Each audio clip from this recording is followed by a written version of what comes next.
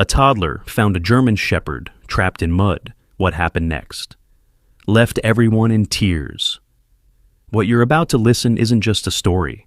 It's a life-changing moment that shows how the purest hearts can find each other in the darkest times. If you think you've seen emotional rescues before, this one will leave you completely speechless. Like, share, and leave a comment telling us where you're watching from. You'll want your friends to experience this incredible journey too. The morning started like any other in the small town of Pinecrest. Nestled between rolling hills and an old-growth forest, it was the kind of place where everybody knew each other, where children could play freely without their parents constantly worrying. The kind of place where the biggest excitement was usually the annual fall festival, or the occasional deer wandering into someone's garden. For Lena Morgan, mornings followed a simple routine. Wake up at 6:30, prepare breakfast, pack snacks, and get her 3-year-old son, Emmerich, ready for their morning walk. It was the one activity that seemed to bring the child true joy. Unlike other children his age, Emmerich didn't babble or call her Mama. He didn't point at birds and name their colors or ask why 100 times a day.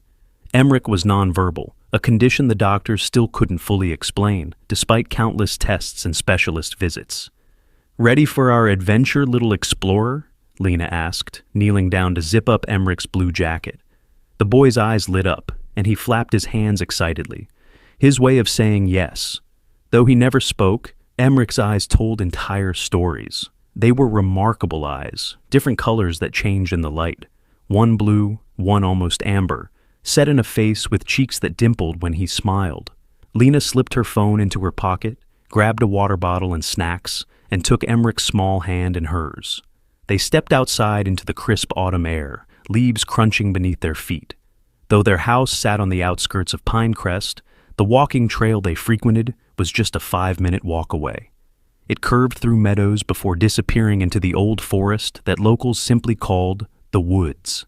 "Look at those clouds, Emmerich. Looks like rain later." Lena pointed at the sky, where gray clouds were gathering in the distance.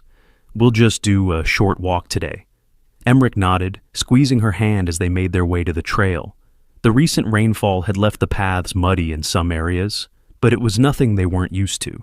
Lena had dressed them both in waterproof boots for exactly this reason. The trail started at the edge of a meadow, where wildflowers still stubbornly bloomed despite the cooler temperatures. Emmerich stooped occasionally to pick dandelions and offer them to his mother with a solemn expression that always made her heart swell. These little gestures were how he communicated his love, and Lena treasured each one. They walked for about 20 minutes, Lena pointing out squirrels and birds to Emmerich, who watched everything with his intense, mismatched eyes.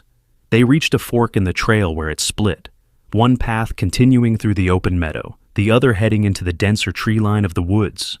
"Meadow today, right, buddy? It looks like it might rain soon." Lena gently tugged Emmerich toward the open path, but he pulled back, pointing insistently toward the woods. "You want to go that way? Just for a little bit, then." Lena checked her watch. They had time for a short detour before the weather turned. The wooded path was Emmerich's favorite anyway, with its canopy of leaves that turned walking into an exploration beneath a cathedral of gold and red this time of year. The trail narrowed as they entered the woods, and the sounds changed. Fewer bird calls, more rustling leaves, and the occasional snap of twigs as small animals scurried away. Emmerich seemed particularly focused today, walking with purpose rather than stopping to examine every interesting rock or stick as he usually did. About 10 minutes into the wooded trail, they came to a small clearing where a fallen log made a perfect bench. "Let's have a quick snack here," Lena suggested, reaching into her backpack for the apple slices and crackers she'd packed. Emmerich shook his head, tugging on her sleeve and pointing further down the path. "What's got you so excited today?" Lena asked, smiling at his eagerness. "Okay, we can keep going a bit longer." She pulled out her phone to check the time and noticed she had a text from work, a small community library where she managed the children's reading program. As she scrolled through the message about schedule changes, Emmerich's hand slipped from hers. "Just a second, baby," she murmured, quickly typing a response with her thumbs. The message sent with a soft ping, and she looked up. "Okay, now we can—" But Emmerich wasn't beside her anymore. Lena's heart skipped a beat. "Emmerich?" She turned in a circle, scanning the surrounding trees. "Emmerich!" No answer came, of course, but usually he stayed within sight. She took a few quick steps down the path, calling his name louder, fighting the panic that threatened to rise in her chest. He couldn't have gone far in just a few seconds. 20 feet ahead, she spotted his blue jacket through the trees, off the main path. Relief flooded through her, followed immediately by frustration. "Emmerich Morgan? You know better than to walk away from Mommy." She hurried toward him, pushing through a tangle of bare branches. The ground became softer underfoot, muddier from a nearby stream that fed into the marsh at the edge of the woods. Emmerich stood motionless, his back to her, staring down at something. "You scared me, baby. You can't just—" The words died in Lena's throat as she reached her son and saw what had captured his attention. There, half submerged in thick dark mud, lay a large dog, a German shepherd. Its once beautiful coat was matted with mud and what looked horribly like dried blood. One of its legs was twisted at an unnatural angle, and it was so still that Lena's first thought was that it was dead. But then she saw the shallow rise and fall of its ribcage and heard a faint, pitiful whine. "Oh my God," she breathed, instinctively pulling Emmerich back. "Don't touch it, sweetie. It could be dangerous." But Emmerich twisted out of her grasp, dropping to his knees beside the dog. Before Lena could stop him, he reached out with one small hand and gently touched the animal's muddy head. The dog's eyes opened slowly, amber eyes filled with pain but lacking any aggression. Instead, they held a quiet resignation that was somehow worse. This was an animal that had given up hope. Lena knelt carefully beside her son, keeping one protective arm around him. "How did you hear it?" she whispered, more to herself than to Emmerich. The dog was making almost no sound now, just shallow breaths. Emmerich looked at her, then back at the dog, his face twisted with an emotion Lena rarely saw there. Distress. He made an urgent gesture with his hands, pushing at the mud around the dog. "You want to help it?" Lena asked, her voice soft with uncertainty. She'd always been wary of strange dogs, especially large ones like this. But there was something about this animal's eyes, a silent pleading, that touched her. Upon closer inspection, she could see the dog was in terrible shape. Not just injured, but emaciated, its ribs visible even through the mud-caked fur. Beyond the leg that was clearly broken, there appeared to be something wrapped around its body, some kind of wire that had cut into its flesh. "Oh, you poor thing," she whispered, her fear giving way to compassion. "What happened to you?" Emmerich was already trying to scoop away the mud with his small hands, his movements becoming increasingly frantic. Lena gently pulled him back. "Wait, baby. If we do this wrong, we could hurt it more." She assessed the situation, feeling the first drops of rain begin to fall through the canopy above. The dog was stuck in what appeared to be a bog-like area off the main trail. The ground was treacherous. She could feel her own boots sinking slightly. The animal must have wandered in and been too weak to pull itself out, becoming more trapped with each desperate struggle. The wire wrapped around it was even more concerning. It looked like barbed wire, the kind used in some of the old farm fences outside town. How had the dog gotten so tangled in it? And how long had it been out here, slowly dying in the cold mud? "We need to get help," Lena said, reaching for her phone. But as she pulled it out, her heart sank. No service. Not unusual for this part of the woods. They were at least 15 minutes from the trailhead, and with the rain starting, conditions would only worsen. She looked at the dog again, calculating its size. It was large, probably 80 pounds when healthy, though it looked closer to 60 now in its starved state. Still far too heavy for her to carry, especially through the muddy terrain. Emmerich tugged at her sleeve, his eyes pleading. He made a scooping motion with his hands again, more insistent this time. "You're right," Lena said, making a decision. "We can't just leave it here." She slipped off her jacket and laid it on a nearby log, then rolled up her sleeves. "Stay back a little, Emmerich. I need to see how stuck it is." Cautiously, she reached out and touched the dog's head, ready to pull back if it showed any signs of aggression. But the animal simply closed its eyes, as if the gentle touch was both painful and the greatest comfort it had known in a long time. "It's okay," she whispered. "We're going to try to help you." Lena began carefully clearing mud away from the dog's body, revealing more of the cruel wire wrapped around its midsection and back leg. The wire had cut deeply in places, explaining some of the dried blood in its fur. How the animal had survived this long was a mystery. "This is bad," she murmured, more to herself than to Emmerich. The dog would need a vet, and soon. But first, they had to free it. The rain was falling more steadily now, washing some of the mud away, but making the ground even more treacherous. Lena's hands were becoming numb with cold as she worked, trying to find where the wire began and ended, how it was tangled. Emmerich watched intently, occasionally reaching out to stroke the dog's ear, the only part of it that seemed relatively uninjured. Remarkably, the animal responded to his touch, its tail twitching slightly in what might have been an attempt to wag. "I need something to cut this wire," Lena said, looking around desperately. They hadn't brought any tools, naturally. This was supposed to be a simple morning walk. She spotted a broken branch nearby and stretched to grab it, testing its strength. It wasn't ideal, but the end was jagged and might be able to help pry apart some of the wire loops. For the next 20 minutes, Lena worked methodically, using the stick to carefully loosen the wire where she could, digging mud away from the dog's body with her hands. The rain soaked through her shirt, plastering her hair to her forehead, but she barely noticed. Emmerich stayed beside her, completely focused on the dog, occasionally making soft humming sounds that Lena had never heard from him before. The dog's breathing seemed to be growing more labored, and Lena felt a mounting sense of urgency.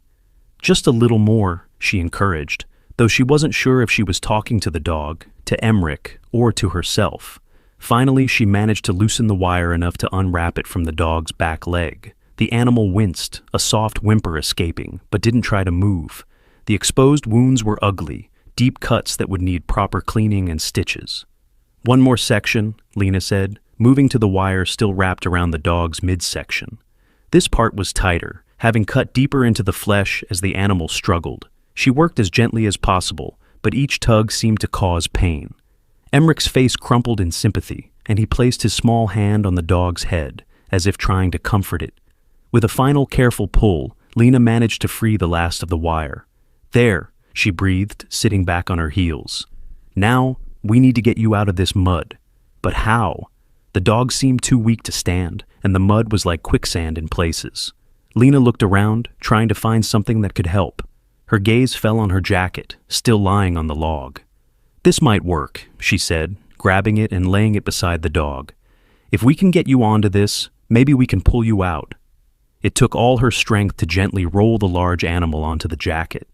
The dog helped as much as it could, which wasn't much, just a feeble attempt to shift its weight. Once it was lying on the jacket, Lena gripped the sleeves, preparing to pull.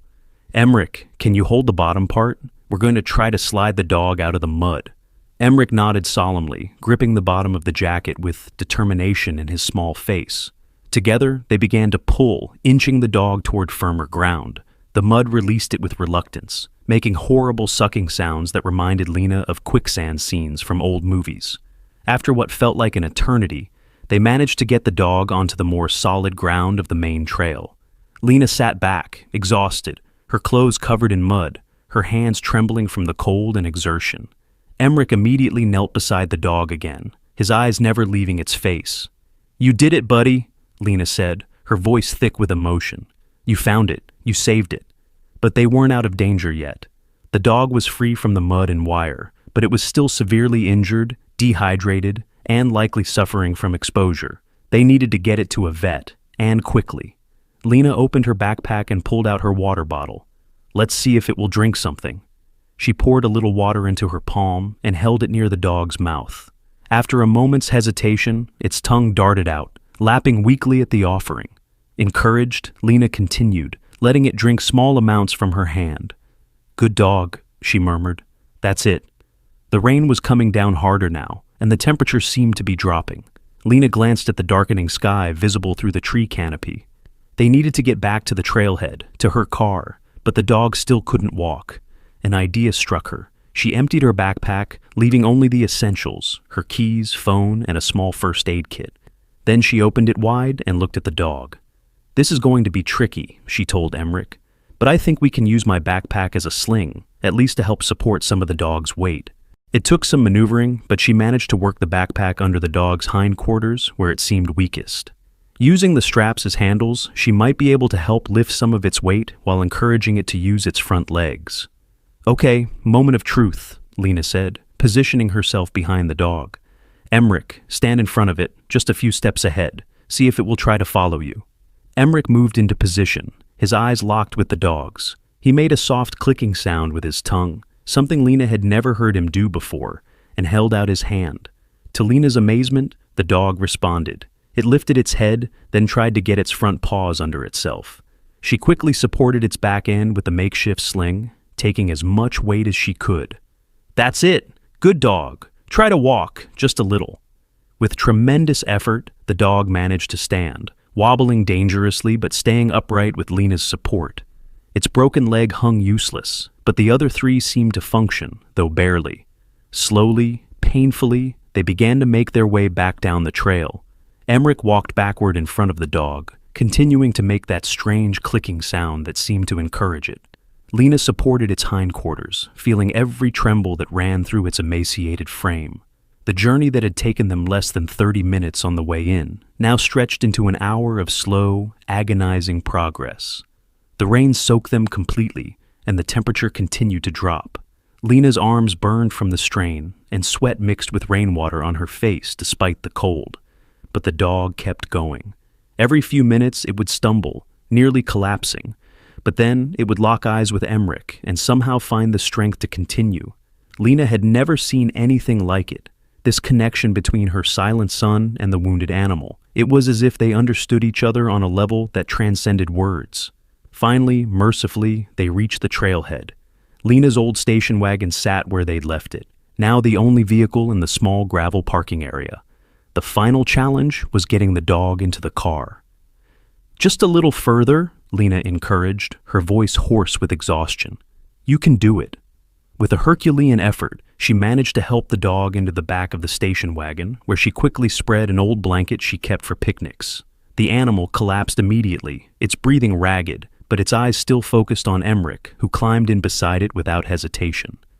"Careful, baby," Lena warned, but her son was already settling beside the dog, his small hand resting gently on its mud-caked head.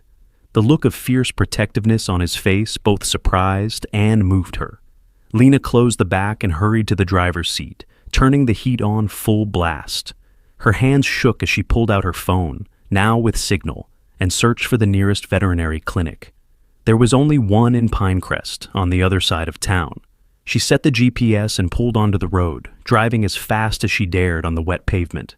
In the rearview mirror, she could see Emmerich in the back, still stroking the dog's head, his lips moving as if he was talking to it, something she had never seen him do before. The sight brought tears to her eyes, which she quickly blinked away. She needed to focus on driving now. Everything else, the questions, the implications, the overwhelming emotion of what had just happened, would have to wait. The dog's eyes were starting to close, its breathing becoming more shallow.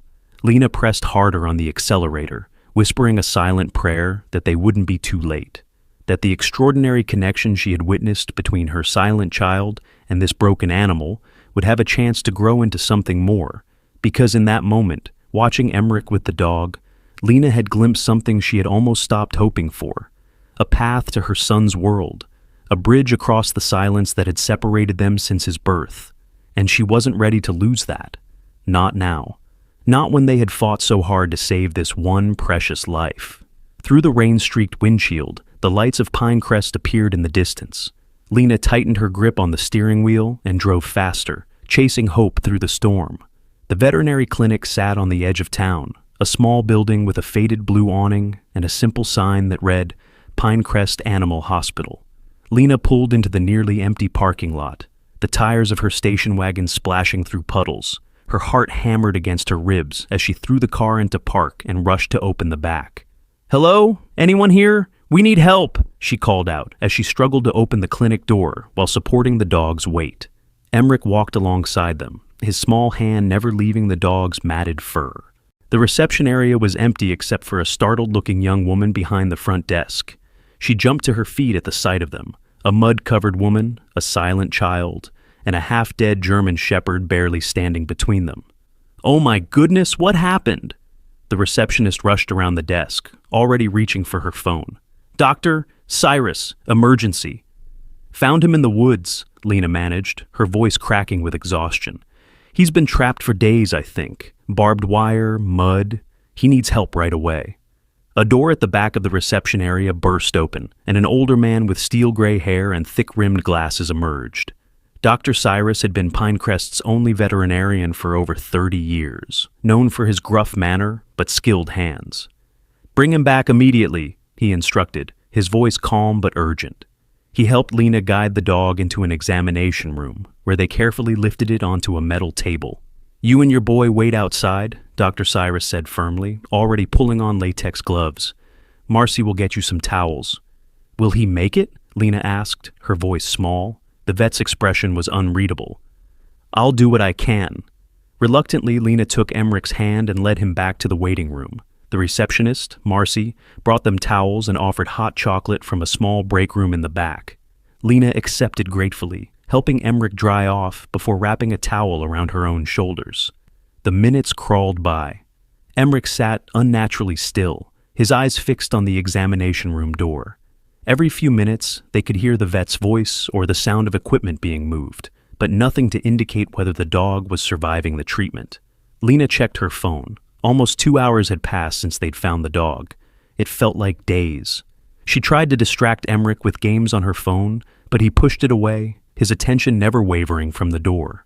Finally, after what seemed like an eternity, Dr. Cyrus emerged. His scrubs were spattered with what looked horribly like blood, and his face was drawn with fatigue. Lena stood immediately, her heart in her throat. "He's alive," the vet said, and Lena released a breath she hadn't realized she was holding. But barely. Severely dehydrated, malnourished, hypothermic. The leg is broken in 2 places, multiple lacerations from the wire, some infected. He's lost a lot of blood. "But he'll recover?" Lena asked. Dr. Cyrus's expression softened slightly. "Too soon to tell. The next 24 hours will be critical. I've set up intravenous fluids, antibiotics, and pain management. If he makes it through the night..." He trailed off, his professional detachment slipping for just a moment. Emmerich tugged at the vet's scrubs, his face twisted with concern. The doctor looked down at him, then back at Lena. "Your son seems very attached." "He found him," Lena explained. "I've never seen him connect with anyone or anything like this before." She hesitated. "Emmerich is nonverbal. He doesn't speak, hardly shows emotion most of the time. But with this dog..." Understanding dawned in the vet's eyes. He knelt down to Emmerich's level. "You want to see him again, don't you?" Emmerich nodded vigorously. "Just for a minute," Dr. Cyrus conceded. "He's sedated, but stable for now." He led them back to a recovery area where the dog lay on a padded table, wrapped in warming blankets. IV lines ran into its front leg, and its broken leg was now stabilized in a temporary splint. The mud had been cleaned away, revealing a coat that would have been beautiful, black and tan, if not for the visible ribs and wounds now covered in bandages. Emmerich approached slowly, his eyes wide. He reached out, his fingers hovering just above the dog's head, looking to Dr. Cyrus for permission. "Gently," the vet nodded. "Right between the ears is okay." With infinite care, Emmerich stroked the dog's head. To Lena's amazement, the sedated animal's tail twitched slightly at his touch. "He knows you," Dr. Cyrus said quietly.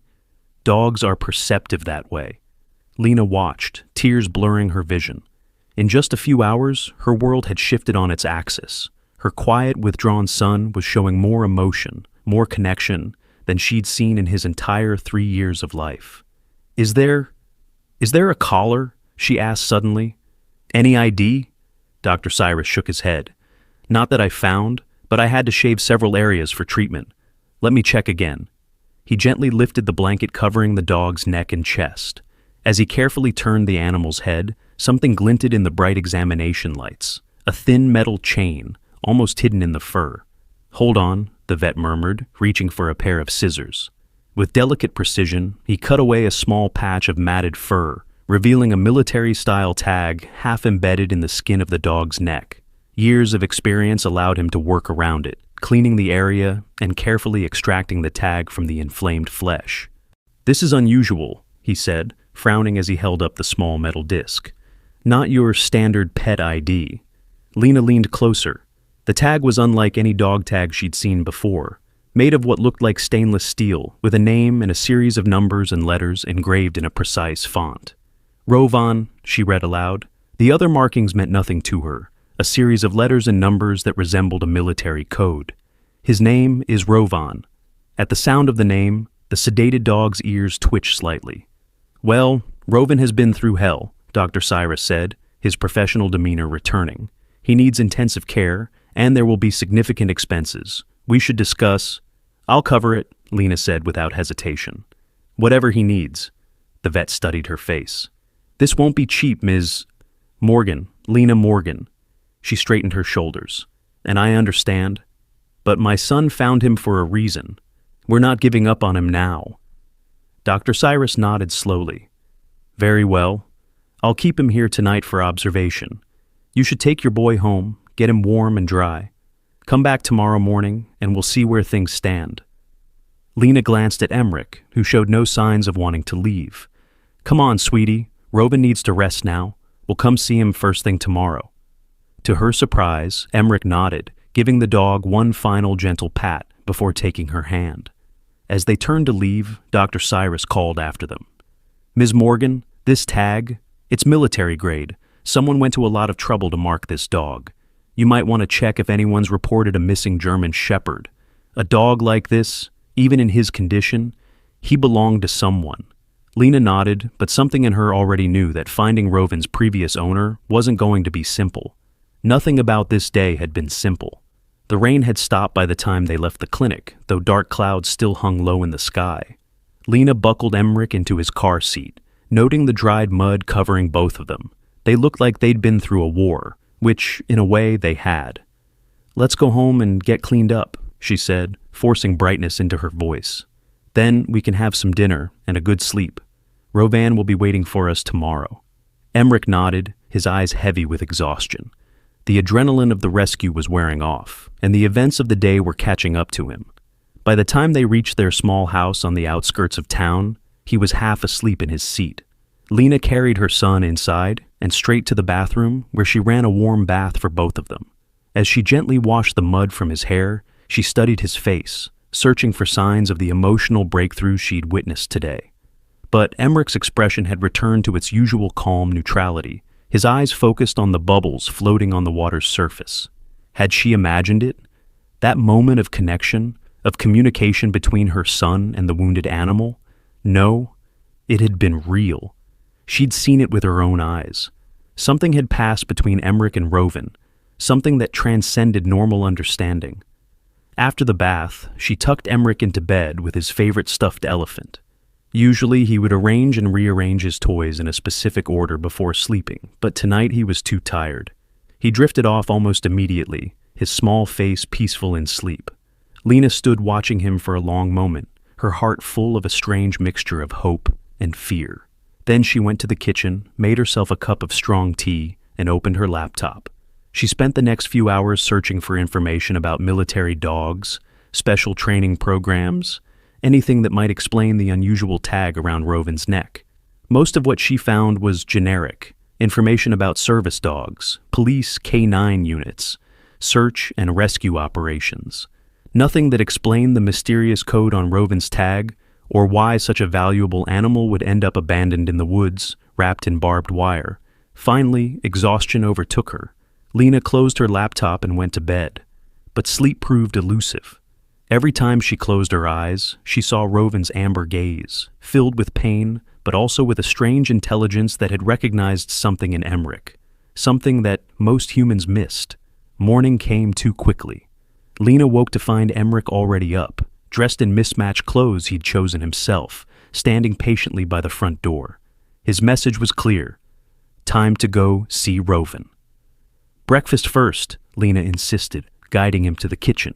She made quick work of pouring cereal and slicing a banana, which Emmerich ate with unusual speed, his eyes never leaving the clock on the wall. The drive to the veterinary clinic took only minutes. Pinecrest was beginning to wake up, shopkeepers opening their doors, a few early risers walking dogs or jogging along the sidewalks. Normal life continuing, unaware of how dramatically things had changed for Lena and Emmerich. Dr. Cyrus was already at the clinic when they arrived, looking as if he hadn't slept much either. His expression was grave as he led them back to the recovery area. He made it through the night, the vet said, which is honestly more than I expected. He's a fighter. Rovan lay much as they had left him, though some of the IV lines had been changed. His breathing seemed stronger, and when Emmerich approached, his tail definitely moved in a weak attempt at wagging. The good news is that the antibiotics seem to be working. His temperature is down, and some of the swelling around the wounds has decreased, Dr. Cyrus explained. I've scheduled a surgeon from the city to come look at his leg tomorrow. It's a complex break that needs specialized care. And the bad news? Lena asked, recognizing the reservation in his voice. The vet sighed. He's still critically weak. The damage from exposure, dehydration, and blood loss is severe. And, he hesitated, there's something else I discovered during the night examination. He motioned Lena to the other side of the room, speaking quietly. This dog has old injuries, Ms. Morgan, scars that long predate his current condition. Some appear to be surgical, deliberate incisions that healed well. Others, he shook his head. I can't explain them. They're unlike anything I've seen in 40 years of veterinary medicine. Lena glanced back at Emmerich, who was gently stroking Rovan's ear, murmuring something inaudible. What are you saying? That someone experimented on him? I'm not saying anything definitively, but combined with that unusual tag. Dr. Cyrus removed his glasses, rubbing the bridge of his nose. I've made some calls to colleagues who work with military service animals. I'm waiting to hear back. A cold feeling settled in Lena's stomach. You think he escaped from somewhere? Some kind of facility? It would explain why no one's reported him missing, and why he was in that remote area of the woods. The vet replaced his glasses. Of course, I could be overreacting. Perhaps he simply belonged to someone with connections to the military who abandoned him or lost him. Lena wasn't convinced, and neither, it seemed, was Dr. Cyrus. There was something intentional about the way Rovan had been left to die, wrapped in barbed wire, hidden in the mud far from the main trail. If Emmerich hadn't heard his faint whimpering. What happens now? She asked. We continue treatment, monitor his progress. The next 48 hours are still critical. Dr. Cyrus glanced at his watch. I need to prepare for morning appointments, but you're welcome to stay with him a while longer. After the vet left, Lena pulled a chair next to the recovery table and sat down, watching her son with the wounded animal. Emmerich had positioned himself so his face was level with Rovan's, their eyes locked in what seemed like silent communication. He likes you, Lena said softly. You're good for him. Emmerich nodded without looking away from the dog. Then, to Lena's astonishment, he did something he'd never done before. He opened his mouth and made a deliberate sound. Not a word, not yet, but a soft vocalization that sounded almost like row. Lena's hand flew to her mouth, tears springing to her eyes. In 3 years, despite all the therapy, all the encouragement, Emmerich had never attempted speech, not once. And now, here he was, trying to say Rovan's name. The dog's response was immediate. Despite his weakness, he lifted his head slightly, his amber eyes intensifying with something that looked like recognition. Emmerich made the sound again, more confident this time. Rovan's tail thumped weakly against the padded table. It was a breakthrough so profound that Lena could barely process it. All this time, all the specialists who had suggested Emmerich might never speak, all her own private fears that she would never hear her son's voice. And now, this moment, catalyzed by a half-dead dog they'd found in the mud. They stayed with Rovan for another hour, Lena watching in wonder as Emmerich continued to make soft sounds at the dog, who responded each time with subtle movements, an ear twitch, a tail wag, once even an attempt to lick the boy's hand. It was as if some channel of communication had opened between them, bypassing the need for conventional language. Finally, Lena checked her watch. She needed to stop by the library to explain her absence yesterday and arrange for coverage of her shifts while she dealt with this situation. Time to go, sweetie. We'll come back this afternoon. To her surprise, Emmerich nodded without protest, giving Rovan one final gentle pat before taking her hand. As they turned to leave, Lena noticed the dog watching them go, his eyes suddenly alert despite his weakened state. There was something in that gaze, an intelligence, an awareness, that sent a shiver down her spine. Outside, the morning had turned bright and clear, the storm of yesterday leaving behind a washed clean world that seemed to match the sense of new beginnings stirring in Lena's heart. She helped Emmerich into the car, her mind racing with possibilities. If this connection with Rovan could bring Emmerich out of his shell, help him find his voice, it was worth any cost, any risk. She would move heaven and earth to nurture this fragile bond, to protect both the wounded animal and the path to her son's world that had so unexpectedly opened up. As she started the car, Lena didn't notice the dark SUV parked across the street, or the man inside it watching the clinic door through expensive binoculars. She didn't see him pick up a phone and make a call, his voice low and urgent as he reported what he'd seen. She didn't know that the simple act of mercy that had led them to rescue a dying dog was about to draw them into something far more dangerous than she could imagine. All she knew was that for the first time in years, she felt hope, bright and sharp as the morning sunlight breaking through the clouds. And for now, that was enough. The library was quiet when Lena arrived, just a few elderly patrons browsing the morning newspapers and a couple of mothers with young children gathered for the weekly Toddler reading circle. Normally, Lena would be the one sitting cross-legged on the colorful rug, reading picture books with exaggerated expressions, trying to coax smiles from the children, especially Emmerich, who usually sat slightly apart, watching but never participating. Today, though, she headed straight for her supervisor's office, Emmerich's hand firmly in hers. The little boy seemed different somehow, more present, his eyes taking in everything with an alertness she hadn't seen before. "Lena, we were worried when you didn't show up yesterday." Mrs. Abernathy was a kind woman in her 60s who had run the Pinecrest Library for over 30 years. She looked up from her computer, her eyes widening at the sight of them. "Is everything all right?" Lena explained the situation as briefly as possible, finding the injured dog, the emergency trip to the vet, the unexpected connection between Emmerich and the animal. She left out the mysterious tag and doctor, Cyrus's suspicions. Those details felt private somehow, not ready to be shared. "So I was hoping to take a few personal days," she finished, "just until we know if the dog will pull through." Mrs. Abernathy's gaze shifted to Emmerich, who was methodically examining the spines of books on a nearby shelf. "Of course, dear. Take the rest of the week. Jane can cover your reading circles." She leaned forward, lowering her voice. "And Lena, if this dog is helping Emmerich come out of his shell, that's worth more than any work schedule." Gratitude washed over Lena. "Thank you. I think it might be a breakthrough." He tried to say the dog's name this morning. Mrs. Abernathy's eyes widened. "Lena, that's wonderful. It was wonderful. And terrifying." Years of carefully managed expectations had trained Lena not to hope too much, not to see progress where there was only coincidence. But this felt different. This felt real. After leaving the library, Lena drove to the local pet supply store. When Rovan recovered enough to leave the clinic, they would need supplies. She selected a plush dog bed, food and water bowls, a soft brush for his coat once it healed, and several types of premium dog food, unsure what would be best for a recovering animal. As she pushed the cart through the aisles, Emmerich trailing alongside her, she found herself making plans, imagining a future with Rovan as part of their small family. It was premature, possibly foolish, but the image felt right. Emmerich and his dog growing together, healing each other. At the checkout, the teenage cashier smiled at their purchases. "New dog? What kind?" "A German Shepherd," Lena answered. We're fostering him." The word felt safer than adoption, a hedge against the possibility that Rovan might not survive, or that his mysterious owners might appear to claim him. But even as she said it, Lena knew in her heart that if Rovan lived, he was already theirs. The universe had arranged this meeting too perfectly for it to be temporary. They returned to the veterinary clinic after lunch. The waiting room was busier now, filled with people and their pets. An elderly man with a cat carrier, a young couple with a limping golden retriever, a woman holding a small terrier that couldn't stop sneezing.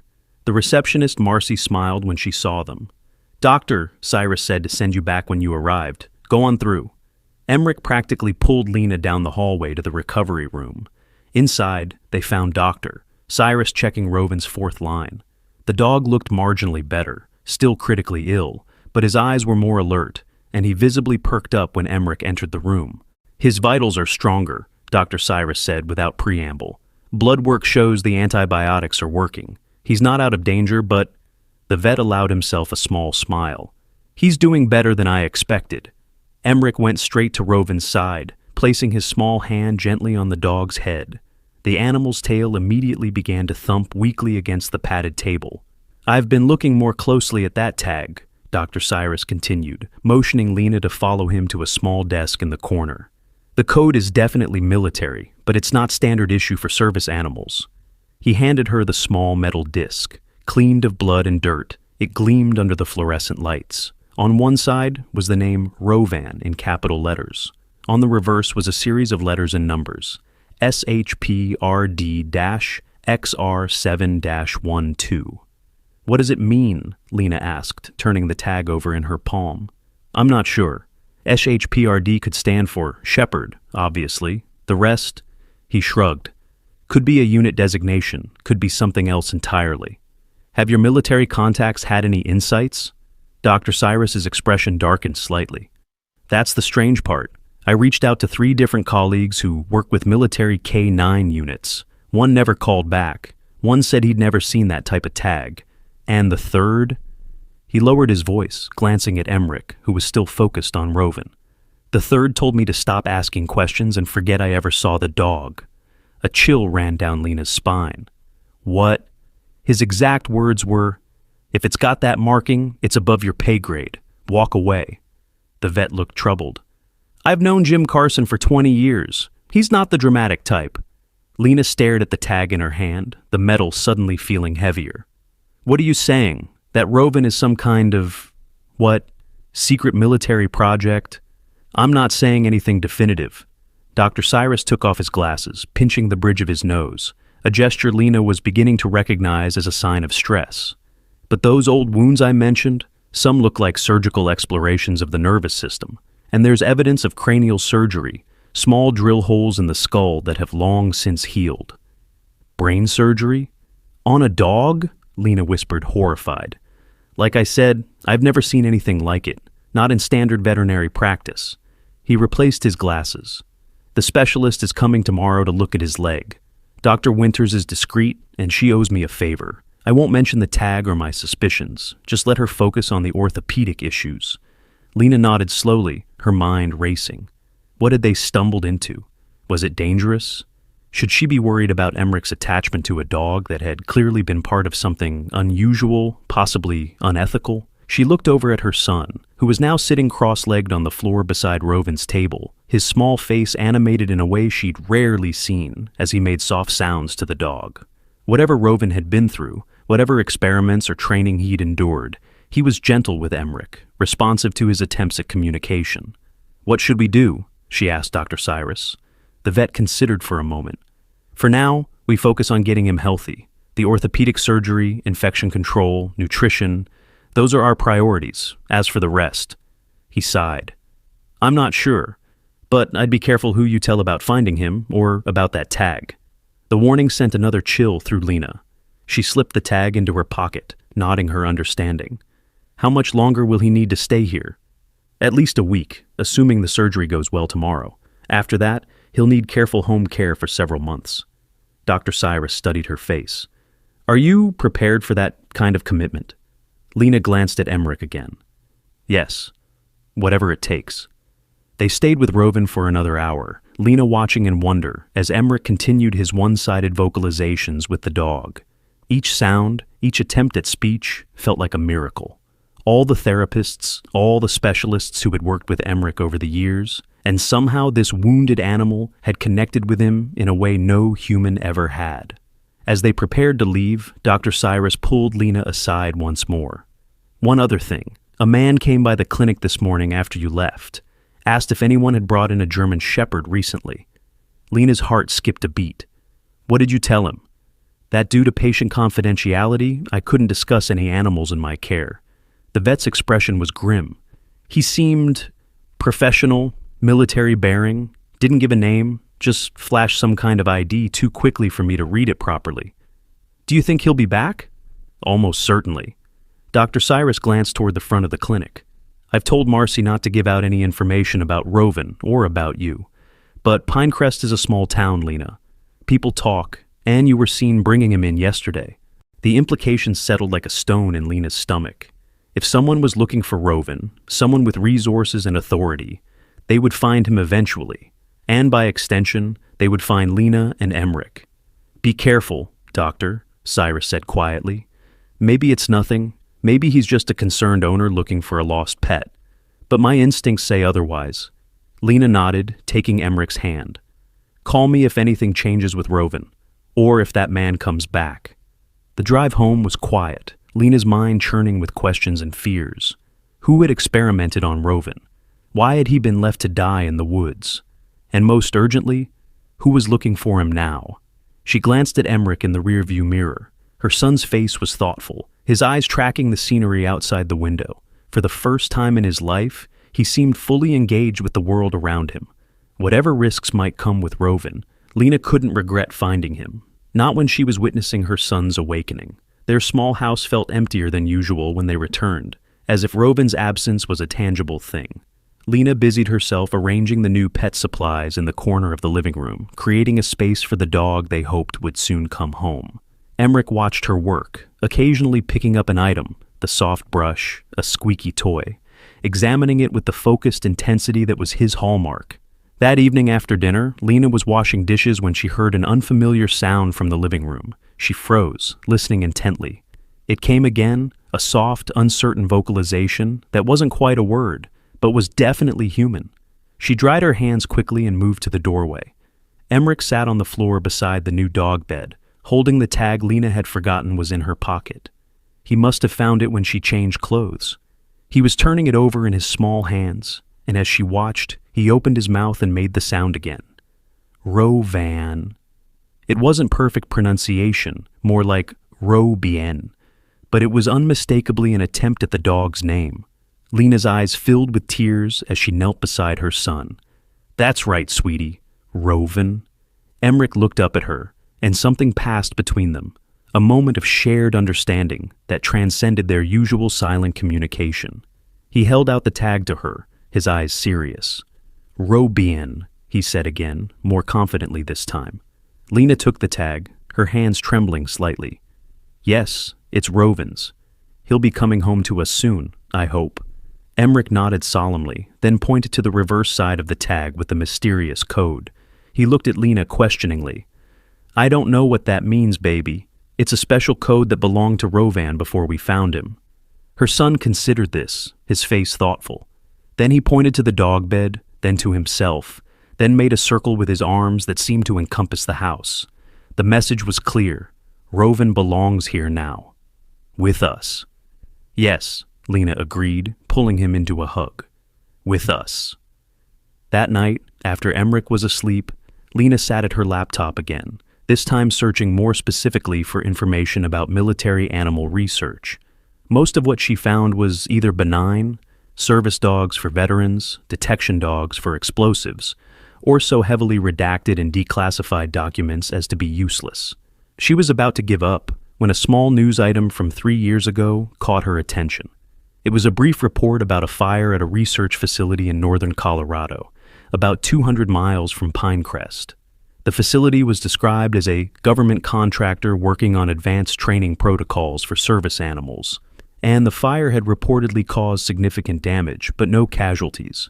What caught Lena's attention wasn't the fire itself, but a quote from a local who had witnessed the aftermath. There were men in suits everywhere, looking more worried about what got out than what burned down. What got out? Could Roven have been part of whatever research was happening at that facility? Could he have escaped during the fire, somehow surviving in the wild for 3 years before ending up tangled in barbed wire in the woods outside Pinecrest? It seemed far-fetched, but then again, everything about this situation was unusual. The tag, the surgical scars, the man asking questions at the clinic, none of it added up to a normal lost pet scenario. Lena closed her laptop, rubbing her tired eyes. Tomorrow the specialist would examine Roven's leg. Tomorrow they might know more about his chances for recovery. Everything else, the mysteries, the warnings, the potential dangers, would have to wait. She checked the locks on the doors and windows, a precaution she rarely took in peaceful Pinecrest, before looking in on Emmerich one more time. Her son slept soundly, his favorite stuffed elephant clutched to his chest. On the nightstand beside him lay Roven's tag, positioned carefully where he could see it first thing in the morning. The sight brought tears to Lena's eyes. In just 2 days, This wounded animal had transformed their lives, bringing out a side of Emmerich she'd feared might never emerge. Whatever came next, she silently vowed to protect both her son and the dog that had somehow reached him when nothing and no one else could. Morning came with a sense of anticipation. Emmerich was again awake before Lena, dressed and ready, Rovin's tag clutched in his small hand. They ate breakfast quickly and headed to the clinic, arriving just as Dr. Cyrus was unlocking the front door. "You're early," he greeted them, his expression tired but not grim. "He had a good night, his temperature is normal, and he's taking water on his own now." Relief washed over Lena. "That's wonderful news. Dr. Winters should be here in about an hour to examine his leg. You're welcome to wait with him until then." Emmerich practically ran to the recovery room, where Rovin lay much as they had left him the previous day. But there was a visible difference in the dog's demeanor. He lifted his head when they entered, his amber eyes tracking Emmerich as the boy approached. His tail wagged weakly, but definitely. "Hey there, boy," Lena said softly, reaching out to stroke his head. "You're looking better." Emmerich positioned himself beside the table, eye level with Rovin. To Lena's continuing amazement, he opened his mouth and said, clearly this time, "Rovan." The dog's reaction was immediate and unmistakable. His ears perked forward, his eyes intensified, and he made a small whining sound that seemed like a response. "He knows his name," Dr. Cyrus observed from the doorway. "That's a good sign. Cognitive function appears intact despite his injuries." For the next hour they sat with Rovin, Lena watching in wonder as Emmerich continued his attempts at communication. Sometimes he would make sounds that weren't quite words, and sometimes he would use the simple gestures that had always been his primary form of expression. Always, Rovin seemed to understand, responding with ear movements, tail wags, or soft vocalizations of his own. Dr. Winters arrived precisely on time, a tall, no-nonsense woman with short gray hair and the confident air of someone used to being the expert in the room. She greeted Lena briefly before turning her full professional attention to Rovin. "Compound fracture, significant tissue damage," she murmured as she examined the splinted leg. "How long was he trapped?" "Unknown," Dr. Cyrus replied. "At least several days, possibly longer." Dr. Winters continued her examination, taking measurements and dictating notes into a small recorder. Finally, she straightened, addressing both Lena and Dr. Cyrus. "He needs surgery, obviously. The good news is that despite the severity of the break, I believe we can save the leg. The bad news is that it will require specialized equipment and a lengthy procedure." She named a figure that made Lena's breath catch. "I understand," Lena said, trying to keep her voice steady. It was more than a month's salary at the library, but she had some savings.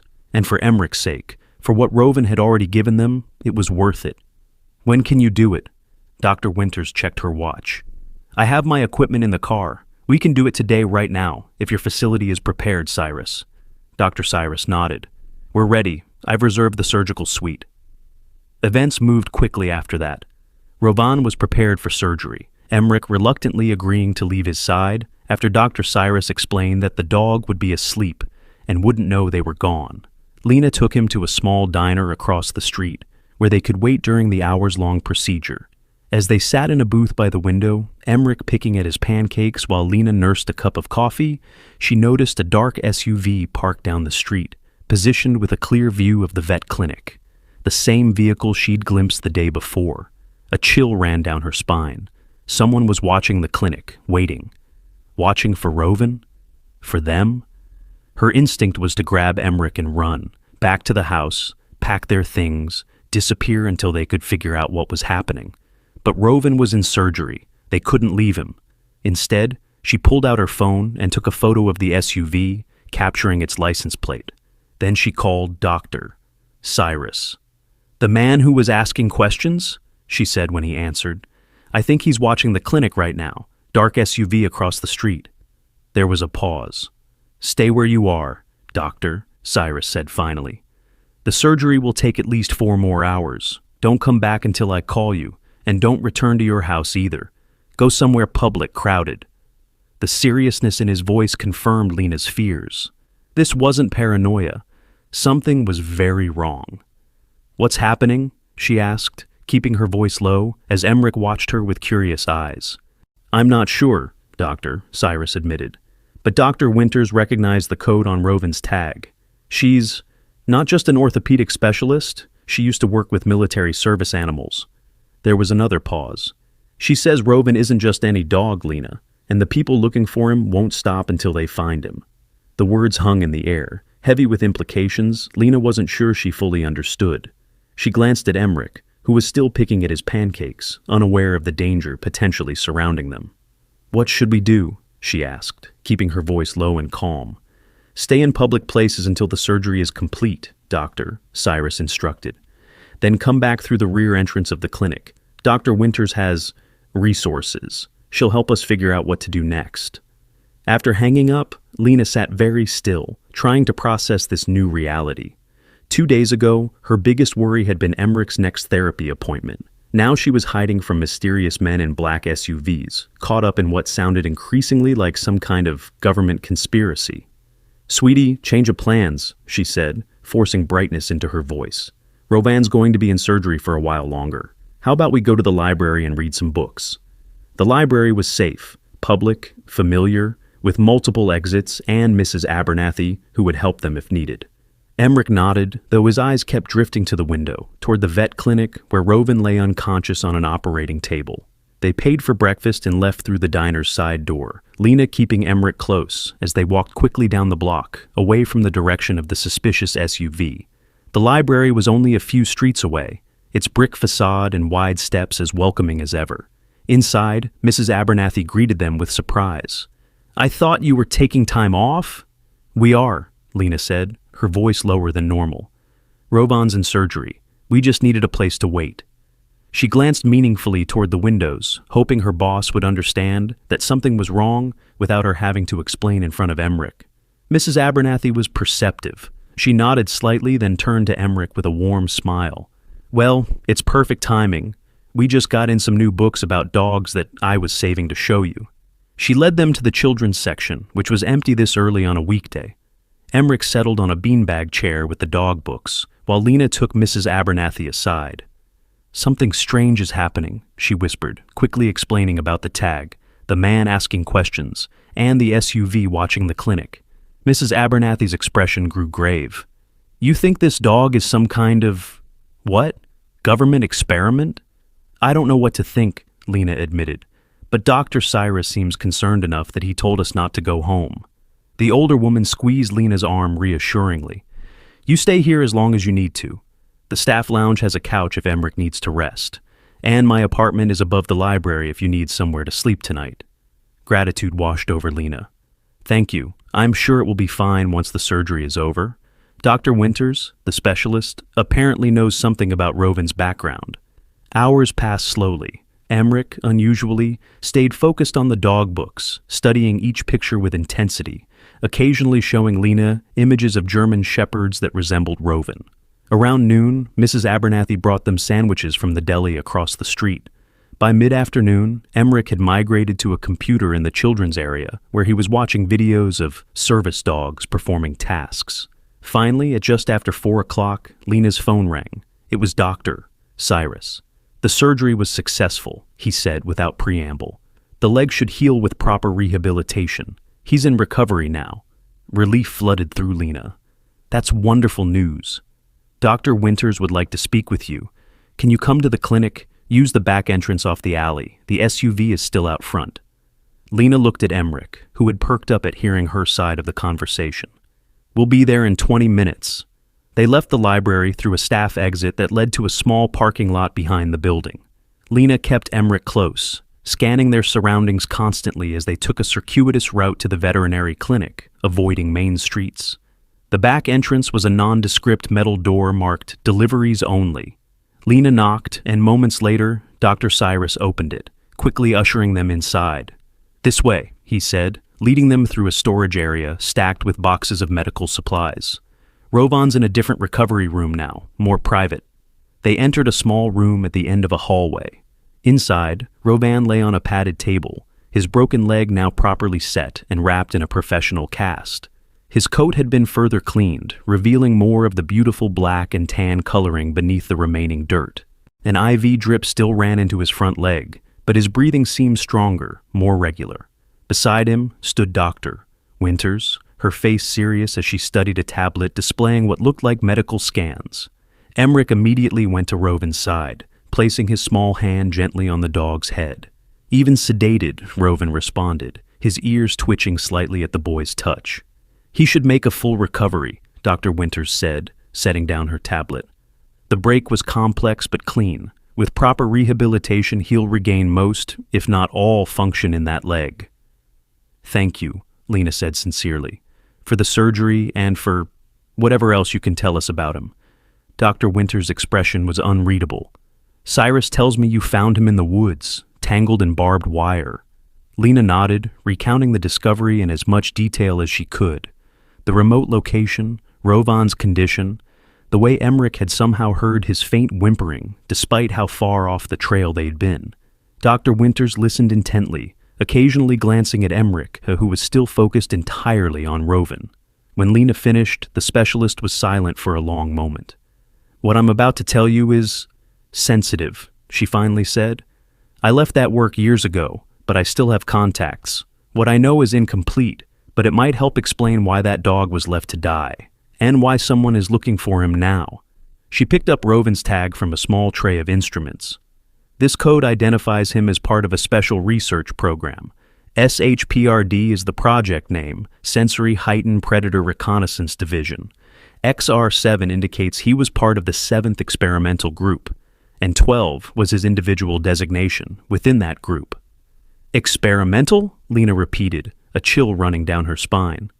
What kind of experiments? Dr. Winters sighed. Enhanced sensory perception, primarily. The program started as an attempt to create more effective detection dogs for explosives, narcotics, that sort of thing. But somewhere along the line, it evolved. They began exploring ways to heighten a dog's natural sensory abilities, smell, hearing, even perception of electromagnetic fields. Is that possible? Dr. Cyrus asked, his professional curiosity evident despite the disturbing context. Apparently so, Dr. Winters gestured to the tablet. The scans I took today show evidence of neural implants, microscopic enhancements to Rovin's olfactory bulb, auditory cortex, and several other brain regions. Extremely sophisticated technology, far beyond anything available commercially. Lena looked at Rovan with new understanding. That's why he has those surgical scars? They put things in his brain? Yes. And based on the healing patterns, most of the procedures were done when he was still quite young, probably less than a year old. Disgust and anger twisted in Lena's stomach. How could anyone do that to an animal? The program was classified, operating under minimal oversight, Dr. Winters explained. But from what I've heard, it was shut down about 2 years ago after concerns were raised about ethical violations and potential dangers. Dangers? Lena echoed. The dogs were developing abilities beyond what was expected. Some handlers reported what they called unexplainable awareness, the animals anticipating events before they happened, locating targets without being given a scent, even responding to their handlers' thoughts rather than commands. Dr. Winters shrugged slightly. Most of that was dismissed as exaggeration, but it was enough to raise red flags in certain circles. Dr. Cyrus frowned. And you think Rovan was one of these enhanced dogs?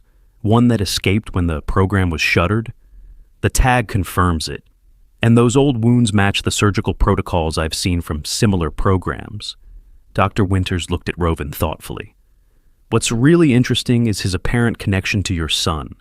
The SHPRD dogs were specifically bred and enhanced for heightened empathic abilities, the capacity to form unusually strong bonds with their handlers. It was considered crucial for the type of work they were being trained for. All 3 adults looked at Emmerich, who was now sitting on the floor beside Rovin's table, his forehead resting against the edge, eyes closed as if in communion with the sedated animal. Emmerich is nonverbal, Lena said quietly. Or he was, until Rovin. Since we found him, Emmerich has started making sounds, even saying Rovin's name. It's the first time he's ever attempted speech. Understanding dawned in Dr. Winters' eyes. Then, it's not just a coincidence. Rovan is responding to Emmerich's neurodivergence, possibly recognizing patterns of thought or emotion that most humans, even parents, might miss. The enhancements would make him exceptionally attuned to subtle cues. The implication was staggering. This wasn't just a wounded animal and a compassionate child.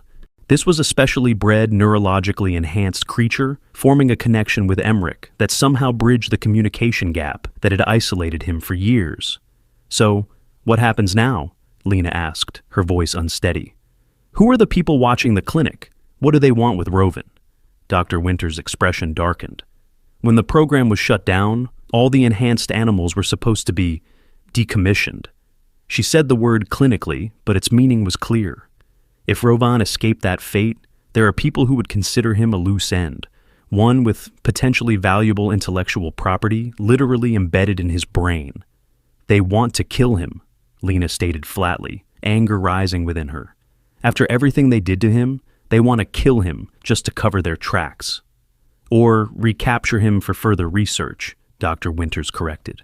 "Either way, they won't simply let him go. Not when he represents millions in classified research and could potentially expose illegal activities." Dr. Cyrus looked troubled. "So, what do? We can't just hand him over to these people, whoever they are." "No, we can't," Dr. Winters agreed. She turned to Lena. "But you need to understand the risk. If you choose to protect Roven, you're potentially making yourself a target of some very powerful, very secretive people." The implications were terrifying. Lena looked at Emmerich, still peacefully communing with the sedated dog, then back at Dr. Winters. "What would you do if you were me?" The specialist considered the question seriously. "I'd get somewhere safe, somewhere off the grid, while Roven recovers. Then I'd find leverage, information that would make it too costly for them to come after you." "Information? Like what?" "Like whatever Roven was actually working on before he escaped. These enhanced dogs weren't being trained to find drugs or bombs. That technology already exists. They were being prepared for something more specialized." A hypothesis formed in Lena's mind. The tag. The code might not just identify Roven, it might be a key to something else. Dr. Winters nodded slowly. "Possible. Military designations often serve multiple purposes." Dr. Cyrus, who had been quiet, suddenly spoke up. "The man who came asking questions, he'll be back, and next time, he might not take no for an answer." As if summoned by his words, there was a sharp knock at the front door of the clinic. Through the small window in the recovery room, they could see the main entrance where a tall man in a dark suit stood waiting. Behind him, the black SUV was now parked directly in front of the building. "Back room now," Dr. Cyrus said urgently, helping Dr. Winters disconnect Roven's fourth. "I'll stall him."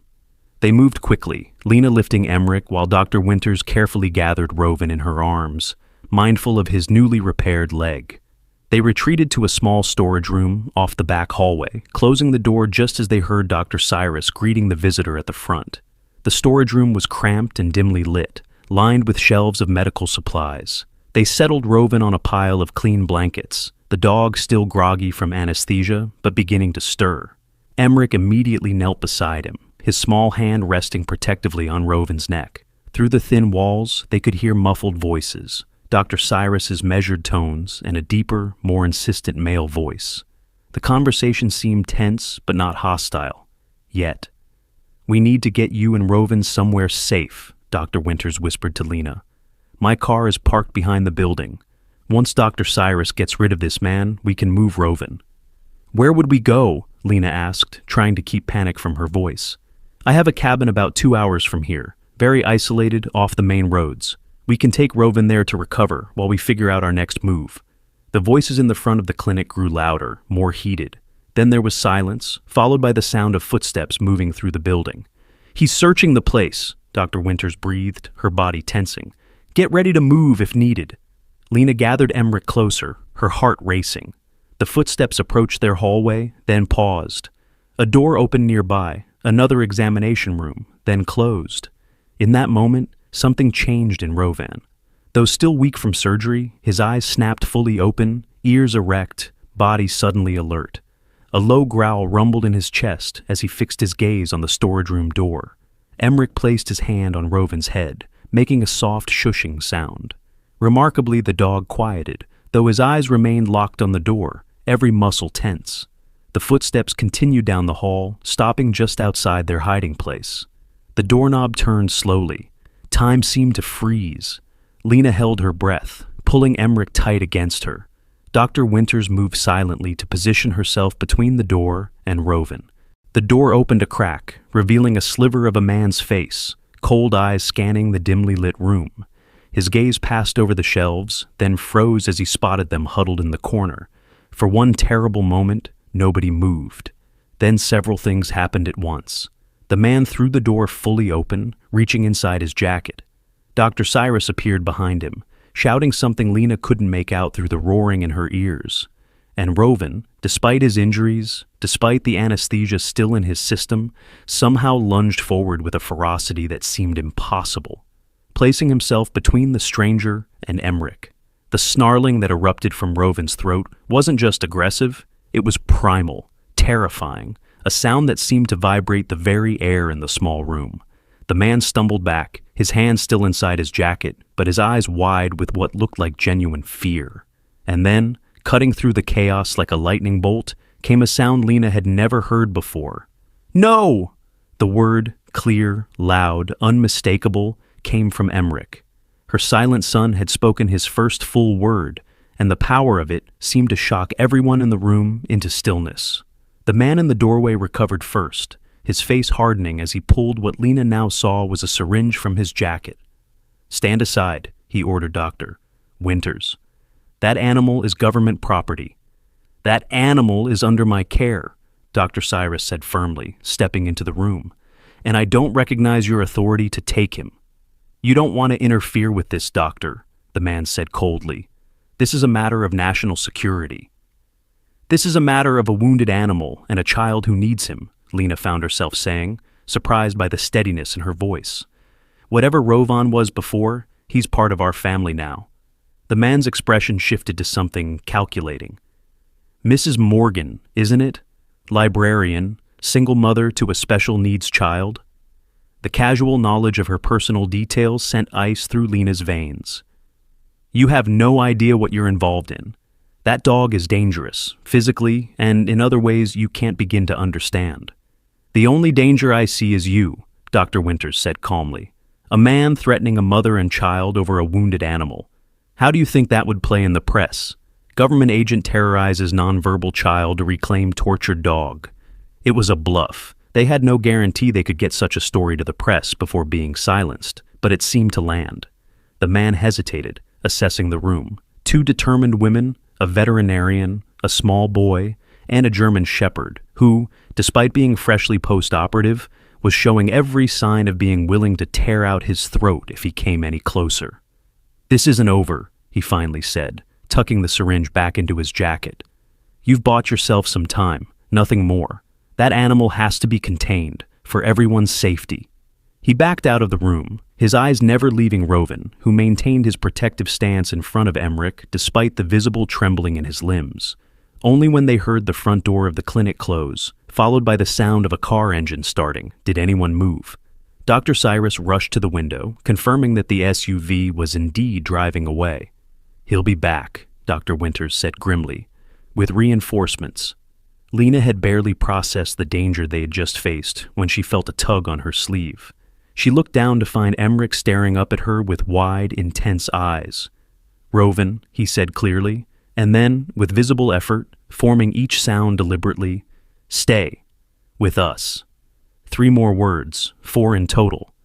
More than he had spoken in his entire life combined. Despite the danger, despite the uncertainty of what lay ahead, joy bloomed in Lena's heart. She knelt down, wrapping her arms around her son. "Yes, baby, Roven stays with us. We'll protect him, just like he protects you." Over Emmerich's shoulder, she met Dr. Winters' gaze. "What do we do now?" "Now," the specialist said, already moving to help the exhausted Roven back onto his makeshift bed. "We get you all to my cabin, and then we figure out what's on that tag that makes these people so desperate to find him." Dr. Cyrus nodded grimly. "I'll get my truck. We can move Roven more easily in that than try to lift him into a car." As they prepared for their escape, Lena watched Emmerich return to Roven's side, whispering words too soft for her to hear into the dog's alert ears. Whatever bond had formed between them, it went beyond the normal connection between child and pet. It was profound, almost mystical, and apparently valuable enough that powerful forces wanted to destroy it. She would not let that happen. Whatever it took, whatever risks she had to face, she would protect her son and the remarkable animal that had unlocked his voice. They were a family now, the three of them, and families fought for each other, even against the shadows of government secrets. Dr. Winter's cabin was exactly as she had described it, isolated, rustic, and nearly invisible from the main road. Nestled in a grove of pines halfway up a mountain slope, it offered a commanding view of the valley below, while remaining hidden from casual observation. They had arrived just after nightfall, following a tense 2-hour drive along back roads, constantly checking for signs of pursuit. "It's not much, Doctor," Winters said as she unlocked the heavy wooden door. "But it's secure." The interior was simple but comfortable. A main room with a stone fireplace, a small kitchen area, 2 bedrooms, and a bathroom with a surprisingly modern shower. Lena was relieved to see the cabin had electricity and running water. She hadn't been sure what to expect in such a remote location.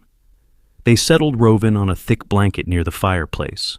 The journey had been hard on him, coming so soon after major surgery, but he had remained alert throughout, his amber eyes scanning constantly, as if aware they were fleeing danger. Now, finally safe, his exhaustion was evident. He lay with his head on his paws, watching as Emmerich explored the cabin. "There's food in the pantry," Dr. Winters told Lena, setting her medical bag on the kitchen table, "and children's books on the shelf. My nieces visit occasionally." "Thank you," Lena said, the words feeling inadequate for everything the specialist had risked to help them. "For all of this." Dr. Winters shrugged slightly. "I owe it to these animals. I knew about the SHPRD program. Not the details, but enough that I should have spoken up sooner about their methods." Her expression hardened. "What they did to dogs like Rovan, it was unethical, cruel. I'm just trying to make amends."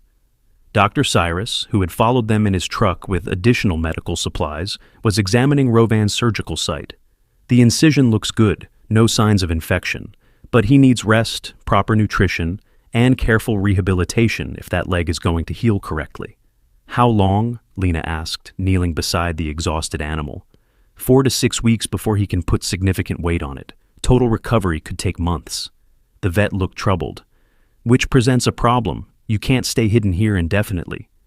The reality of their situation settled heavily on Lena's shoulders. They had escaped immediate danger, but they hadn't solved the fundamental problem. Powerful people wanted Rovan back or eliminated, and they knew exactly who Lena and Emmerich were. "We need leverage," Dr. Winters said, echoing her earlier advice. "Something that makes it more costly for them to pursue you than to let you go." She turned her attention to Rovan's tag, which Emmerich had been carrying carefully since they left Pinecrest. The boy reluctantly handed it over, watching intently as Dr. Winters placed it on the kitchen table and examined it under a portable light. "The code is definitely more than identification," she murmured, turning the tag over repeatedly.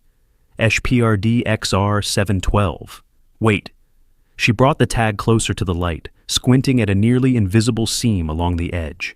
"This is composite, not solid metal." With nimble fingers, she worked at the edge until something clicked. To everyone's surprise, the tag split open, revealing a tiny storage device embedded in the center. "A microchip, Doctor," Cyrus observed. "But not like the standard ones we use for pets." "High-density storage," Dr. Winters confirmed. "Military grade." She looked up at Lena. "This is why they want him back so badly. He's carrying data, classified data, most likely."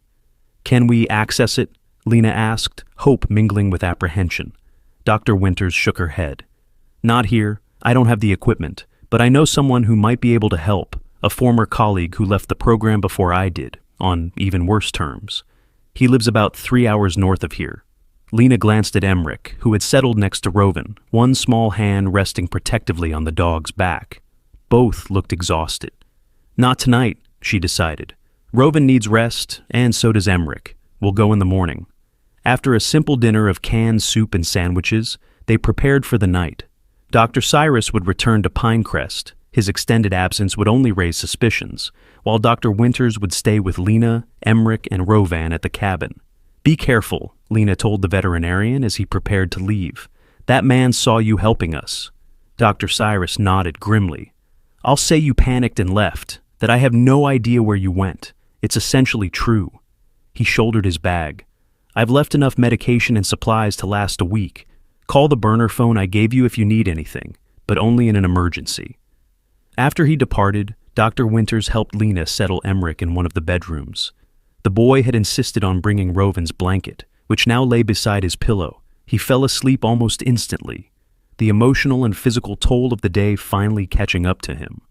Lena sat at the kitchen table with Dr. Winters, both women nursing mugs of the specialist's surprisingly good whiskey. Outside, the wind had picked up, whistling through the pine branches and rattling the cabin's sturdy shutters. "Tell me more about the HPRD program," Lena said quietly. What were they really trying to create? Dr. Winters stared into her mug for a long moment before answering. "It started with good intentions, at least that's what they told us. Enhanced service animals for veterans with severe PTSD. Dogs that could sense oncoming panic attacks, nightmares, dissociative episodes. Dogs that could form deeper connections with traumatized soldiers than regular service animals." "That sounds noble," Lena ventured. "It did to me, too, at first." Dr. Winters took a sip of whiskey. "But then the goals shifted. The military took more control. They became less interested in helping veterans and more interested in creating assets. Dogs with enhanced perception that could detect explosives no other animal could find. Dogs that could be remotely controlled through neural implants. Dogs that could gather intelligence without a handler present." "That's horrible," Lena whispered, glancing at Rovin, who lay sleeping near the dying fire. "Yes, and worse, some of the dogs started showing unexpected abilities. Heightened empathy was one thing. That was by design. But some, like Rovin, developed what the researchers called extrasensory communication. They could anticipate their handlers' commands before they were given. Some handlers swore the dogs could share images telepathically." "You're saying Rovin can read minds?" Lena asked incredulously. Dr. Winters shrugged. "I'm saying the researchers believed some of the dogs could. Enough that they started a specialized unit, XR7, Rovan's group, focused on developing those capabilities further." She finished her whiskey in one swallow. "That's when I left. It crossed too many ethical lines, even for someone who had already compromised more than they should have." Lena was silent, processing this information. It sounded like science fiction, and yet, hadn't she witnessed something extraordinary between Emmerich and Rovin? A communication that transcended normal understanding? Her nonverbal son speaking for the first time? "Whatever's on that chip," Dr. Winters continued, "it's related to those experiments, and if my suspicions are correct, it's evidence of illegal human experimentation as well, testing the enhanced dog's abilities with unwilling subjects." "War crimes," Lena said softly. "Potentially, and an explanation for why they're so desperate to recover Rovin, or eliminate him." The implications were staggering. Lena looked again at the sleeping German shepherd, his chest rising and falling peacefully. What horrors had he witnessed? What had been done to him in the name of national security? And yet, despite everything he had endured, he had formed an immediate, profound bond with Emmerich. He had protected her son with a fierceness that went beyond training or instinct. There was something special about Rovin, something that transcended whatever cruel enhancements had been forced upon him. "Get some rest, Doctor," Winters advised, standing up. "Tomorrow will be challenging. My contact isn't exactly trusting of strangers." Morning came too soon, gray light filtering through the cabin's small windows. Lena awoke to find Emmerich already up, sitting on the floor beside Rovin, who appeared more alert than the previous day. The dog's amber eyes followed her as she moved around the cabin, preparing a simple breakfast from the supplies in the pantry. "How's our patient?" Dr. Winters asked, emerging from the second bedroom. "Better, I think," Lena replied. "He took some water when Emmerich offered it." The specialist nodded approvingly as she examined Rovin's surgical site. "Good healing already. These dogs were engineered for rapid recovery. Still, the journey today will be difficult for him." They ate quickly, packed the few supplies they had, and carefully loaded Rovan into the back of Dr. Winters' SUV.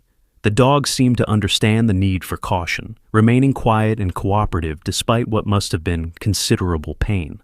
The drive north took them deeper into the mountains, along increasingly narrow and unkempt roads. Lena's anxiety grew with each passing mile, her eyes constantly checking the rearview mirror for signs of pursuit. Emmerich sat beside her in the back seat, one hand always touching Rovan, as if the physical connection was necessary for both of them. Finally, after what felt like an eternity of hairpin turns and steep climbs, Dr. Winters turned onto what barely qualified as a road, little more than a dirt track cutting through dense forest. "We're close," she said, navigating around a fallen branch. "Remember, let me do the talking at first. Marcus is paranoid, with good reason."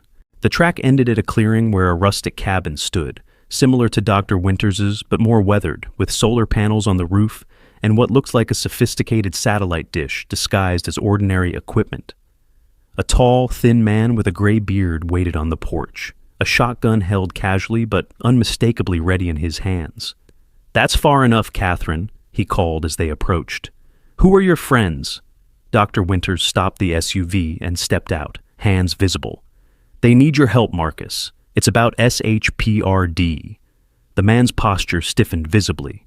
For a tense moment, Lena thought he might order them to leave, or worse. Then his gaze fell on Rovan in the back of the vehicle, and something in his expression changed. "Bring him inside," he said gruffly, lowering the shotgun. Quickly. Between the three adults, they managed to carry Rovan into the cabin, settling him on a rug before a wood stove. The interior was surprisingly high-tech. Computer equipment lined one wall, with multiple screens displaying what looked like security camera feeds from around the property. Marcus knelt beside Rovan, examining him with gentle hands that belied his gruff demeanor. "XR7, he murmured, noticing the shave patch where the tag had been embedded. "I worked with this cohort." "This is Rovan, Doctor," Winters said. "Designation SHPRD XR712. Recognition flashed in Marcus's eyes. 12? He survived? He looked up at Dr. Winters sharply. How is that possible? All of XR7 was scheduled for termination when the program shut down. "He escaped somehow," Lena interjected. "We found him in the woods, tangled in barbed wire, half dead." Marcus's attention shifted to her, then to Emmerich, who had positioned himself protectively beside Rovan. "And who are you?" Dr. Winters made the introductions, explaining how Lena and Emmerich had rescued Rovan and the subsequent pursuit by what appeared to be government agents. As she spoke, Marcus's expression darkened. "They want the data," he concluded when she finished, "and they'll do anything to get it."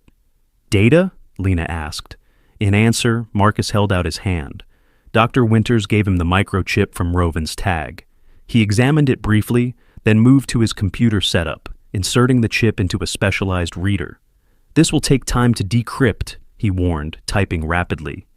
SHPRD used military-grade encryption for all their files. "But you can do it?" Lena pressed. A grim smile crossed Marcus's face. "I helped design their security protocols. I know the back doors." While they waited for the decryption, Lena attended to Emmerich and Rovan. The boys seemed unconcerned by their strange surroundings, focused entirely on the dog, who watched everything with alert, intelligent eyes. "He really has bonded with your son," Marcus observed, watching them from his workstation. "That's remarkable." The XR7 cohort wasn't bred for empathy like the earlier groups. They were designed for remote operations, extended separation from handlers, autonomous function, covert data gathering. "Yet he connected with Emmerich immediately," Lena said. "My son is nonverbal, or was until Rovan. Now he's speaking, single words, but still." Marcus looked intrigued. The neural enhancements in the XR7 group were focused on nonverbal communication, the ability to perceive and transmit thoughts without conventional language. He studied Emmerich with new interest. "Your son's neurodivergence might make him more receptive to Rovan's enhanced communication abilities." Before Lena could ask what that meant, a series of beeps came from the computer. Marcus turned back to his screens, his expression becoming increasingly grim as he read whatever data had been decrypted. "It's worse than I thought," he said finally. "This isn't just research data. It's evidence, documentation of illegal experiments, unauthorized enhancements, forced compliance testing on both animals and human subjects." He looked up, his face pale. "And coordinates to a secondary facility that was supposedly decommissioned, but appears to be still active." Dr. Winters moved to look over his shoulder, her expression hardening as she read. "These are war crimes, Marcus. Human rights violations. Yes. He pointed to a specific section of text. And proof that the program didn't end 2 years ago as officially claimed. It just went deeper underground, with fewer oversight protocols. Lena tried to process the implications. So, this chip contains evidence that could expose the entire program? Proof of illegal activities that could implicate high-ranking officials? Exactly, Marcus confirmed. Whoever embedded this data in Rovan's tag was trying to get it out, to expose what was really happening. They used him as a courier, knowing his enhanced abilities would help him evade capture. And he almost made it, Dr. Winters added softly, until he got trapped in those woods. A new thought struck Lena with terrible clarity. These coordinates, the active facility, is that where they took the other dogs from Rovan's group? The ones that were supposed to be terminated? Marcus nodded grimly. According to this data, yes, at least some of them. They're continuing the experiments, pushing the enhancements further, using the dogs for operations that would never be sanctioned officially. The horror of it settled over the room like a physical weight. Rovan wasn't just a runaway experiment. He was a messenger, carrying evidence that could bring down an entire black program operating outside the bounds of law or ethics. So, what do we do? Lena asked, the enormity of their situation overwhelming her. We can't fight the government.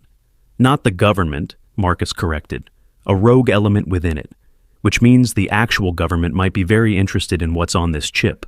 He tapped a few more keys. I'm making copies, encrypting them with different methods. Insurance. That still doesn't protect Lena and Emmerich, Dr. Winters pointed out. Or Rovan. As long as they know the dog is alive and the data is out there, they'll keep hunting. Marcus was silent for a moment, then stood up decisively. There's only one option. We have to go public. Not with the media. They'd be shut down too quickly. With oversight committees, inspectors general, specific senators known for their integrity. Won't that put us in more danger? Lena asked, instinctively moving closer to Emmerich and Rovan. Short term, yes, Marcus admitted. But it's the only way to create enough visibility that they can't simply make you disappear. Once multiple government entities are aware of these violations, the people behind SHPRD will be more focused on covering their own tracks than silencing witnesses. It wasn't an ideal solution, but it was the only one that offered any hope of a normal life afterward. Lena looked at Emmerich, still sitting with Rovan, the two of them communicating in their own silent language. She had already risked everything to save this extraordinary dog. Could she risk more to secure their future? Do it, she decided. Send the evidence, all of it. Marcus nodded approvingly and turned back to his computers. For the next several hours, he worked steadily, occasionally consulting with Dr. Winters about specific details in the files. Lena tried to rest, but anxiety kept her alert, constantly checking the windows for signs of approaching danger. As evening approached, Marcus finally pushed away from his workstation. It's done. I've sent encrypted packets to 7 different oversight bodies, each with instructions to release the information publicly if they don't hear from me every 24 hours. I've also sent copies to trusted journalists who will hold the information until given a signal. How long until someone acts on it? Lena asked. Hard to say. Hours, maybe days. But the important thing is that the information is out there now. Too many copies and too many hands to be contained. He looked at Rovan with something like respect. He completed his mission after all. That night, as they prepared to sleep in Marcus's surprisingly well-appointed guest room, Lena watched Emmerich curl up beside Rovan on the thick rug that had been laid out for them. The dog's protective posture hadn't changed, despite his injuries. His amber eyes remained alert, watching the door even as his body relaxed. Thank you, Lena whispered to him, reaching out to stroke his head. For everything you've done for Emmerich. For us. Rovan's intelligent gaze met hers, and for a moment, Lena could almost believe Marcus's claims about enhanced communication. There seemed to be a depth of understanding in those eyes that went beyond animal instinct or training. Rovan, Emmerich said clearly, his small hand resting on the dog's neck. Home. Soon.